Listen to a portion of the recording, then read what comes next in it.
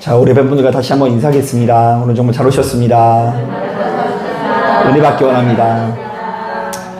여러분 오늘 하루도 참 고생 많으셨습니다. 저도 오늘 이렇게 교회에 와서 이렇게 말씀을 준비하는데요. 오늘따라 이렇게 왜 이렇게 피곤해요? 하루 종일 이렇게 교회에 있는데도 불구하고 이렇게 피곤한데 생업에서 종사하다가 이 자리에 나오시는 성도님들은 참 피곤하실 거라는 생각이 듭니다. 아무쪼록 들어오실 때는 고단하게 들어오실지라도 돌아가는 발걸음 가운데 하나님의 능력이 함께 하셔서 큰 위로 받으시고 평안을 누리시는 저와 여러분 되기를 주님의 이름으로 축복합니다. 자, 많은 분들이 오늘 우리가 읽은 이 본문을 보면서 크게 두 가지 내용을 주목하는데요. 자, 먼저 첫 번째로는요. 자, 예수께서 이 땅에 태어나실 때 너무나 대단하고 잘 나가는 사람들이 와서 우리 주님의 탄생을 축하해 줬다라는 것에 주목합니다. 더욱이 동방에서 온 뭐라고 하죠? 박사라고 하면 왠지 공부 많이 한 것 같죠? 논문 같은 거 써가지고 공부 많이 한 사람이 박사인 줄 아는데 그냥 점술가예요. 점술가들이 이제 하늘에 있는 별을 보고서 우리 예수님에게 와서 예수님의 탄생을 축하해 주는데요. 아니, 이 동방 박사들이 그냥 온 것이 아니라 각종 진귀한 보물들을 바치는 장면을 보면서 과연 우리 주님께서는 대단한 분이라는 생각을 하게 됩니다. 자, 그런가 하면 두 번째로 하나님께서 예수님을 보호하사 항시 피할 길을 열어주셨다는 것에 의미를 부여하게 되는데요. 자, 성령께서 헤롯 왕으로부터 아기 예수가 공격받는 것을 피하게 하시고 또 적절한 순간에 다시금 돌아오게 하는 장면을 보면서 자, 우리도 역시 주님의 이름을 붙들고 충성하면 바로 이러한 보호를 받을 것을 기대하게 됩니다. 자, 우리도 하나님 앞에 충성을 하면 하나님께서 우리들의 피할 길을 열어주신다, 안 열어주신다? 예, 그런 공식을 가지고 있다는 이야기예요. 자, 그런데 바로 이런 본문의 내용을 제대로 이해하기 위해서는 우리가 한 가지 사실을 고려해야 되는데요. 자, 주님께서는 시종일관 강자가 아니라 약자의 위치에 서 있다라는 것을 고려해야 돼요. 자, 그러니까 오늘 본문의 내용을 보면 하나님께서 놀라운 방법으로 우리가 이제 피하게 하신 것만을 주목하는데 냉정하게 말하면요. 힘이 있어서 공격하는 사람은 늘상 누구예요? 헤롯이잖아요. 자, 그리고 주님께서는 이들의 공격을 피해 계속해서 도망하고 계시죠. 자, 이것은요, 오늘 우리가 읽은 이 본문만 그런 게 아니라요. 사실은 성경 전체의 흐름이 그런데요. 일단 우리 예수님만 보더라도요. 바리새인들과 서기관들의 공격을 피해 몸을 숨기시다가 결국 그들에 의해서 죽임을 당하시게 되고요. 자, 심지어 그의 제자들도 역시 엄청난 핍박과 공격으로 인해서 큰 환난을 당하는 것을 어렵지 않게 볼 수 있습니다. 자, 그렇다면 바로 이런 관점에서는요. 오늘 우리가 읽은 이 본문도 전혀 새롭게 보일 수 있는데요. 자, 바로 이 말씀은 예수께서 너무나 특별하고 대단한 분이기 때문에 이 세상에서 잘 먹고 잘 나가고 승승장구한 이야기로 해석해서는 안 됩니다. 자, 예수께서 특별한 분이기 때문에 선물을 많이 받는다. 자, 이분은 환난을 안 당한다. 이런 식으로 생각하면 곤란해요. 자, 도리어 그분께서는 이 땅에 나면서부터 정말 참을 수 없는 핍박과 환난을 당했으나 하나님의 은혜로 자신에게 맡겨진 사명들을 끝까지 감당할 수 있었다라고 해석을 해야 되고요. 자, 세상 권세자들이 자신들이 가진 힘과 권세를 이용해서 이 땅에 하나님의 뜻이 전파되고 복음이 전파되는 것을 아무리 막으려고 해도 그들이 자신이 원하는 바를 이뤄내지 못했다라는 방향으로 해석을 해야 된다는 것입니다. 자, 우리가 이것을 제대로 이해하기 위해서는 제가 일전에 말씀에 전한 몇 가지 이 성구들을 기억해야 되는데요. 자, 먼저 우리가 창세기 18장 19절을 보면 하나님께서 아브라함을 불러 그로 하여금 믿음의 조상으로 삼으신 이유가 이렇게 소개되고 있어요. 잘 들어보세요. 내가 그로 그 자식과 건속에게 명하여 여호와의 도를 지켜 의와 공도를 행하게 하려고 그를 택하였나니. 자, 한번 따라해 볼까요? 여호와의 도를 지켜 의와 공도를 행하게 하려고 그를 택하였다. 하나님께서 아브라함을 왜 선택하셨다고요? 아브라함과 그의 가문을 선택한 이유는 그가 인류 백성이 되어져 가지고 막 큰 부자 만들기 하기 위해서 부르셨다는 게 아니라 여호와의 도를 지키게 하려고. 하나님께서 명령하시는 의와 공도를 세상 사람들은 다 멸시하고 눈에 보여지는 축복만 따라가지만 아브라함만큼은 여호와의 도로 지키시기 위해서 그를 선택했다라는 말씀이에요. 자, 그런데 이게 생각보다 쉬운 일이 아닌 게 뭐냐면요. 자, 아브라함이 가지고 있는 기질 자체가 여호와의 도를 지키기에는 너무나 적합하지 않았기 때문입니다. 자, 그래서 그는 위기를 모면하기 위해서 아내를 자꾸 뭐라고 속이죠? 누이로 속이는 장면이 나오는데요. 그때마다 하나님께서 특별한 은혜로 그 아브라함의 허물을 좀 덮어주시고요. 또 하나님의 약속을 끝까지 순종하지 못하고 결국 하갈에게서 이스마엘이라는 그 아들을 얻는데요. 그 이스마엘의 아들들이 계속해서 그 아브라함에게 주어진 아들들을 역사의 이래로 핍박하는 것을 볼 때에 아브라함도 역시 하나님의 뜻을 이룰 자격과 능력을 갖추고 있지 못하다라는 결론을 가질 수 있고요. 그도 역시 충분한 믿음의 실력을 가졌다 못 가졌다? 자, 못 가졌지만 하나님의 특별하신 보호하심 가운데 그의 믿음을 이어나갈 수 있었다라는 결론을 얻을 수 있습니다. 자, 그런가 하면 출애굽기 8장 27절에 보면 자, 모세가 바로 왕에게 자신들을 놓아달라고 부탁하면서 자신들이 애굽에서 떠나려고 하는 이유를 이렇게 소개하고 있어요. 제가 최근에 말씀드린 것 같은데요. 제가 읽어볼게요. 우리가 사흘길쯤 광야로 들어가서 우리 하나님 여호와께 제사를 드리되 우리에게 명령하시는 대로 하려 하나이다. 자, 한번 따라해 볼게요. 하나님께서 명령하신 대로 살고 싶습니다. 예. 여러분, 애굽은요, 당시만 하더라도요, 최첨단의 도시 문명을 자랑하는 나라거든요. 그래서 그 나라가 얼마나 발전을 했는지, 오늘날까지도 그 이집트에서 만들어진 그 피라미드 있잖아요. 그것을 어떻게 만들었는지를 과학적으로 규명을 못했어요. 그래서 이제 세계 7대 불가사의라고 해가지고요, 그 오늘날 기술력으로 풀지 못하는 그 난제들을 이렇게 모아놓은 사건 중에 1위가 이 피라미드예요. 도대체 그 사막 한가운데에서 뭘 이용해가지고 그렇게 만들었는지 이렇게 알지를 못하고요. 특히 이 삼각형 한가운데에 그 묘실이 안치되어져 있는 곳에 이 시체가 아무리 시간이 흘러도 썩지 않게가 설계되어 있대요. 자, 그러니까 이게 도대체 이 외계인이 만들어준 기술 같다라고 이야기할 정도로 이 대단하게 화려한 이 도시 문명을 자랑하는 거거든요. 자, 그런데 이스라엘 백성들은 바로 이런 도시에 살면서도 하나님께 마음껏 예배드리지 못하고 하나님의 명령대로 살지 못했는데요. 자, 그렇기 때문에 하나님께서는 그들을 출애굽시키면서 그들로 하여금 그 이전과는 좀 다른 삶을 살도록 인도를 하신 것입니다. 자, 그럼에도 불구하고 그들이 이 하나님께서 인도해 주신 땅에 가서 행복한 삶을 살지 못했는데요. 왜냐하면 이스라엘이 가지고 있는 기질 자체가 여호와의 도를 지키기에 적합하지 않았기 때문입니다. 자, 그들은 하나님께서 주신 말씀이나 여호와의 도에는 별로 관심이 없고요. 애굽 사람들이 추구하는 물질과 권세만을 탐하였기 때문에 입만 열면 불평과 불만이 터져나오는 것을 볼 수 있어요. 자, 여러분 어때요? 여러분들은 하나님의 말씀이 내가 이제 알게 된 것 자체가 이게 복인 것 같아요? 아멘. 아이, 감사한데요. 뭐 하나님 말씀 뭐 안다고 해서 뭐가 좋아요? 뭐 집안 살림살이가 좋아지는 것도 아닌 것 같고, 뭐 집안 평수가 올라가는 것도 아닌 것 같은데 그게 뭐가 좋으세요?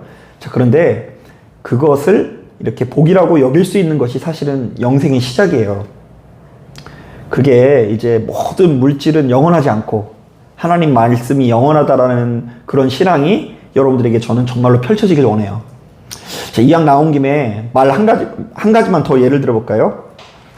그 열왕기상 3장을 보면 솔로몬이 왕이 되기 전에 그 하나님 앞에 일천번제를 드리는 장면이 있거든요. 자, 그런데 솔로몬이 그 제사를 드리며 이렇게 기도합니다. 하나님, 제가 곧 있으면 왕이 될 텐데 저는 마치 작은 아이와 같아서 저렇게 많은 이스라엘 백성들을 인도할 수 있을 만한 능력이 없으니 그들이 잘 먹고 잘 살 수 있도록 제가 그들을 잘 다스릴 수 있도록 지혜를 주시옵소서. 딱 듣기만 해도요, 하나님께서 이 기도를 받으셨을까요? 안 받으셨을까요? 네, 받으셨어요. 야, 내가 너무 기쁘다. 여태껏 내가 무수히 많은 통치들을 받지만 너같이 이렇게 내 마음에 쏙 드는 기도를 하는 애를 못 봤다. 내가 네가 기도한 대로 네가 구하는 지혜와 명철을 주고 심지어 네가 구하지 않는 부와 기와 영광까지 주겠다. 자, 그러면서요, 많은 사람들에게 알려져 있지 않지만 그 밑에 딱 한 가지 조건을 걸어요. 한번 따라해 볼게요. 너는 내 아버지처럼 내 길로 행하며 내 법도와 명령을 지키라. 자, 그러니까 이게 솔로몬의 능력의 핵심이 머리가 좋은 거예요? 아니면 하나님의 법도예요? 법도예요, 법도. 머리가 좋은 거는 금방 없어질 수 있어요. 법을 안 지키고 하나님의 도를 잃어버리게 되면 금방 어리석은 사람이 된다니까요. 돈도 금방 날아가요. 자, 그러나 우리가 잘 알고 있는 대로 솔로몬은 금세 변질되는데요. 자, 그는 하나님께서 자신에게 맡겨주신 사명을 잃고 그 누구보다 우상을 섬기는 왕이 되는데요. 그때의 우상은 그냥 우상이 아니라 물질에 마음을 뺏겨서 하나님보다 물질을 더욱 크게 여겼다는 의미로 해석해 볼 수 있을 것 같아요. 자, 그러니까 여기까지의 내용을 이렇게 종합해 보면 이제 성경에 나와 있는 내용을 어떻게 종합해 볼 수 있냐면요. 첫째, 우리 모두가 복 중에 복인 하나님의 말씀에 붙들리기 원하시는 하나님. 자, 둘째, 그러나 말을 들어먹지 않아도 너무나 들어먹지 않는 이스라엘 백성 내지는 또 누구요? 네, 나. 셋째, 그럼에도 불구하고 우리를 아끼고 사랑하사 아무런 대가 없이 좋은 곳으로 인도하신 하나님. 이게 성경의 내용이에요. 그런데 성경을 묵상해 보니 바로 이러한 흐름이 계속해서 이어지면서 발전하는데요. 자, 우리 인간은 끝없이 타락하게 되어 하나님의 뜻에는 별로 관심이 없어집니다. 자, 그리고 더 나아가 철저히 육의 존재가 되어 이 땅에 선포된 하나님의 뜻에 맞서서 그것을 도륙하는 지경에 이르게 됩니다. 아니, 그냥 싫으면 안 믿으면 되지. 그냥 안 믿는 정도가 아니라 예수 믿는 사람들을 박해하기도 하고요. 예수 믿는 사람들이 가지고 있는 이 복음이 전파되지 않도록 씨를 말리려고 하는 거예요. 그러니까 너무 악해진 거죠. 그렇기 때문에 우리의 상식으로는 이 땅에 더 이상의 이제 소망은 없을 것 같고요. 자, 이제 이 땅에는 하나님의 말씀이고 뭐고 도무지 찾아볼 수가 없고요. 그야말로 구제불능한 상태에 이르게 될 것 같습니다. 자, 사람은 저마다 영적인 존재가 아니라 육신의 존재가 되어 눈에 보여지는 이 물질의 지배를 받고 힘의 지배를 받고 자신의 감정과 혈기의 지배를 받아 이 땅은 지옥으로 변하는 것이 시간 문제일 것 같습니다. 하지만 그럼에도 불구하고 이 땅에 복음의 씨앗이 갱신되고 있는데요. 자, 그것의 비결은 무엇일까요? 아주 간단합니다. 우리의 어떠함 때문이 아니요, 우리 모두를 향한 하나님 아버지의 간섭하심과 개입하심 때문입니다. 하나님께서 우리를 아끼고 사랑하사 이 땅에 생명의 빛이 끊어지지 않도록 친히 역사해 주시고 개입해 주신 것이죠. 자, 오늘 우리가 읽은 본문도 바로 이런 차원에서 이해를 해야 되는데요. 자, 하나님께서는 우리를 아끼고 사랑하사 그 빛이 이어지도록 메시아를 보내주십니다. 자, 이분을 통해서 하시려고 하는 메시지는 그분의 이름을 보면 다 알 수 있는데요. 예수. 이 사람은 백성들을 무엇에서 구원해 주실 분이시다? 죄에서 구원해 줄 분이시다. 임마누엘. 어떤 일이 있어도 하나님께서는 우리와 함께 하시며 끝까지 포기하지 아니하신다. 자, 그런데 이 땅에 탄생한 메시아, 아기 예수께서 뭘 해보기도 전에 큰 위기에 빠집니다. 자, 동정녀 마리아가 남편 요셉으로부터 파혼당할 위기에 처합니다. 자, 더 나아가 자신의 권력을 지키기 위해서 혈안이 되어 있는 헤롯 왕에 의해서 죽음에 빠지게 될 위치에 처하게 됩니다. 자, 이때 헤롯은요, 단순히 그냥 나쁜 놈이라는 의미가 아니라요, 인간의 죄성의 집대성이라고 해석해 볼 수 있어요. 아, 이제 이 땅에 하나님께서 일하시는 꼴을 봐요, 못 봐요? 못 봐요. 인간의 죄성이 극도로 이렇게 발전이 돼서 이 대적을 하게 됩니다.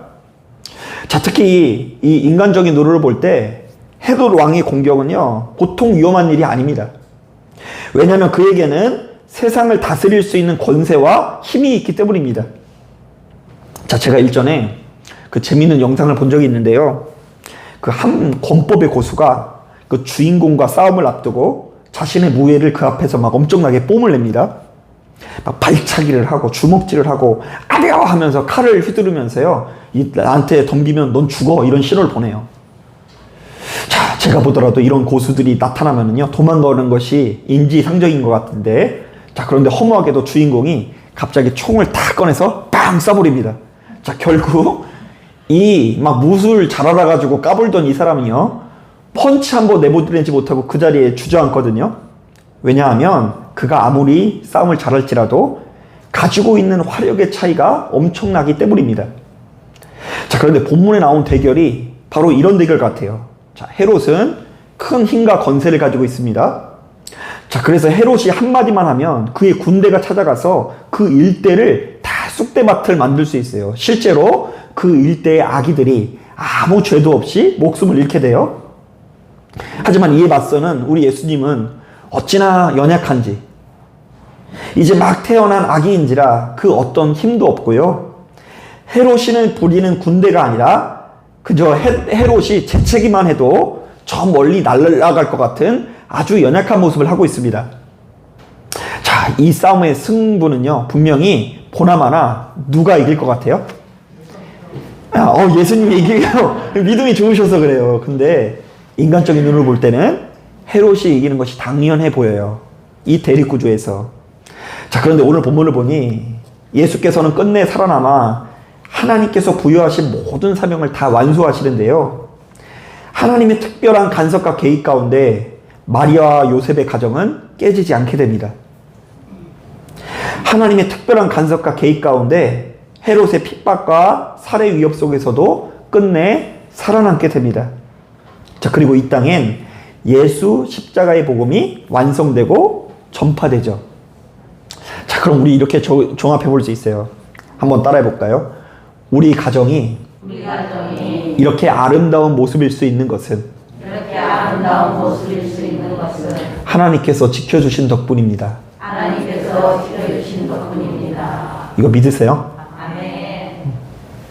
그게 복이에요. 그리고 헤롯의 핍박과 살해와 위협, 세상의 여러 가지 공격과 핍박 속에서도 우리가 진짜 이 세상을 살다 보면 여러 가지 공격이 찾아오잖아요. 내가 작은 사람인 것 같고 초라한 사람인 것 같고. 근데 그 와중에 내가 지금 이렇게 기쁨을 누리면서 살 수 있는 이유도 사실은 하나님의 은혜 때문인 거죠. 그 대표적인 예가 저라는 생각도 들어요. 제가 말씀을 준비하다 가만히 생각해 보니까, 나는 예수님 아니면 좀 괴물이 돼 있지 않을까? 이런 생각이 좀 들었어요. 내가 예수님 아니었으면 파멸했을 거다. 누가 나를 공격해서가 아니라 스스로 무너졌을 텐데, 나에게 다가오는 원수마귀의 불화살을 이길 수 있도록 우리 예수님께서 혹은 예수님의 도가 나를 살렸고 살리고 있다는 것을 실감할 수 있어요. 내가 하나님 미움의 노예되게 하지 않으시니 감사합니다. 하나님, 내가 정말로 그 어떤 물질적인 욕구에 이렇게 사로잡히지 않게 하시니 감사합니다.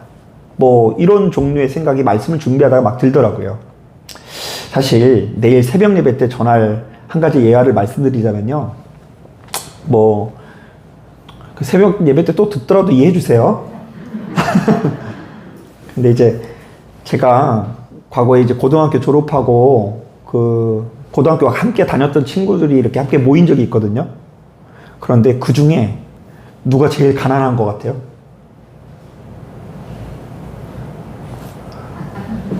솔직히 얘기해 주세요. 저 전도사였잖아요, 전도사. 근데 월급이 50만 원이었어요.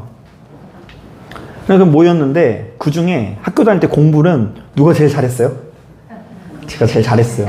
그리고 저는 반장이었어요. 원래 반장은 리더십 있는 거 아니에요?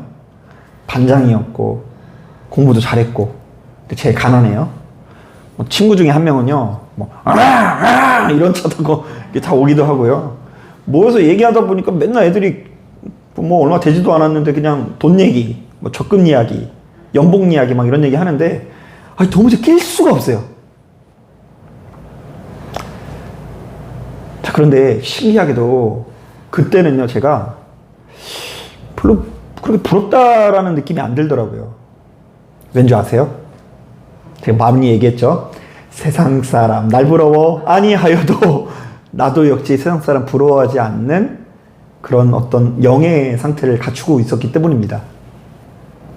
그리고 하나님께서 나와 함께 하사 그들이 누리지 못하는 더 좋은 것을 누리고 있다는 확신이 있으니까 이길 수 있더라고요. 사실 저는 어렸을 때부터 되게 그 성공에 대한 욕망이 강한 사람이거든요. 그럴 수밖에 없는 환경에서 컸어요. 제가 나중에 또 말씀드리겠지만. 그런데 그 성공에 대한 그 욕망에 지배당하지 않고 이렇게 그나마 비울 수 있는 거. 그리고 성공의 욕망에 지배당하지 않고 그래도 성도님들 너무 닥달하지 않잖아요, 제가. 그죠? 제가 여러분들 막 괴롭힌 적은 없잖아요. 억지로 뭐 시키진 않잖아요. 그냥 단지 좀 도리에 어긋나면은 좀 티가 나긴 하는데요. 그런데 그렇게 성공의 지배를 당하지 않고 이렇게 그런 삶을 살아갈 수 있는 게 하나님의 은혜라는 생각이 들고요. 매번 사람이다 보니까 마음에 안 들고 못마땅한 사람이 찾아올 수 있는데 그때마다 나의 마음을 다스려서 다시금 손을 내밀기도 하고 같이 좋은 관계를 유지할 수 있는 거, 그리고 아이들에게도 이렇게 더 좋은 아빠가 될 수 있는 거, 더 좋은 남편이 될 수 있는 모든 능력의 근원이 우리 하나님 때문이라는 생각에 감사한 마음이 들었어요. 여러분, 성경은 바로 이러한 구조를 통해서, 오늘 본문에 나와 있는 이 성경의 구조를 통해서 오늘날 이 시대를 살아가는 우리들에게 매우 중요한 메시지를 내고 있습니다. 첫째, 얘들아, 이 세상이 너무나 악하고 타락해서 소망이 없는 것 같지? 자, 그러나 어떤 경우에도 믿음의 상속은 이어질 것이다. 자, 그래서 이 땅에 기도하는 사람들은 끊어지지 않고 하나님의 말씀에 붙들린 사람들은 계속해서 발생할 것이다. 이런 메시지를 주고 있는 것이고요. 자, 두 번째, 세상 권세자들의 힘이 어찌나 센지 예수 믿는 우리들은 종일 환난만 당하고 그 어떤 영광도 누리지 못하는 것 같지? 그러나 걱정하지 말아라. 하나님께서는 너희들을 아끼고 사랑하사 너희 같은 약자들이 누리고 있는 그 복음을 이어나가실 것이다. 자, 셋째, 그러므로 너희는 소속을 분명히 해서 세상 권세자들과 즐거움들을 따라가지 말고 오로지 하나님께 속해서 그분의 말씀에 지배받는 인생을 살아야 한다. 자, 사랑하는 여러분, 바로 이 같은 메시지에 귀를 기울이시고 예수 믿는 우리들에게 약속되어진 진짜 복이 무엇인지를 분별해야 돼요. 자, 동방 박사들이 막 봄을 가져오니까 되게 좋을 것 같죠? 근데 그게 복이 아니에요. 물론 우리 가정이 세상 그 누구보다 높은 자리에 올라서 귀인들에게 진귀한 보물을 받는 것도 복이고, 하나님께서 우리를 보호하사 시시때때로 피할 길을 열어주시고 영적으로 특별한 꿈을 꾸는 것도 복이지만, 하나님께서 친히 개입하사 바로 이 예수 그리스도를 통해서 우리에게 전하려고 하는 그 메시지, 뜻이 무엇인지를 아는 것이야말로 진짜 복입니다. 이것은 곧 여호와의 도, 즉 하나님의 말씀을 말하는데요. 바로 이 말씀의 붙들림을 받는 것이 얼마나 존귀한지를 깨닫고 그 소속을 분명히 하시는 저와 여러분들이 되기를 주님의 이름으로 축복합니다. 왜냐하면요, 그렇지 않으면 여러분 신앙에 반드시 혼란이 오게 되어 있어요. 그 소속을 분명히 하지 않고 자꾸 방황해요, 자꾸. 그리고 자꾸 눈앞에 보여지는 고난을 이길 수 없어요. 왜 나는 황금과 유약, 모략을 못 받지? 뭐가 부족한가? 하나님, 내가 어떻게까지 해야 되죠? 하나님, 왜 나는 피할 길을 안 알려주세요? 여기 보면 막 꿈에서 다 지시해 주잖아요. 그죠? 왜 이렇게 피할 길을 안 알려주시죠? 저는 분명히 선한 뜻으로 하나님의 일을 했는데 하는 것마다 왜 이렇게 꼬이죠? 마음에 뭔가 정립이 안 돼요. 저도 그런 과정을 거쳤어요. 자, 그런데 그런 우리들에게 진짜 도움이 되는 말씀이 있어요. 나중에 집에 가서 한번 읽어보세요. 히브리서 11장이 믿음장이라고 알려져 있는데요. 히브리서 11장에 무수히 많은 그 믿음의 선진들의 삶을 샘플로 제시를 하면서요. 그 마지막의 결론이 이렇게 돼 있어요. 한번 들어보세요. 이 사람들은 다 믿음으로 말미암아 증거를 받았으나 약속된 것을 받지 못하였으리. 이는 하나님이 우리를 위하여 더 좋은 것을 예비하셨은즉 우리가 아니면 그들로 온전함을 이루지 못하게 하려 하심이라. 자, 한번 따라해 볼까요? 하나님이 우리를 위하여 더 좋은 것을 예비하셨을 것이다. 더 좋은 것을 예비하셨을 것이다. 자, 믿음의 선진들은 바로 이런 믿음을 가지고 있었대요. 죽음을 당하면서도 나는 죽지만 나는 분명히 하나님께서 뭘 예비하셨다고요?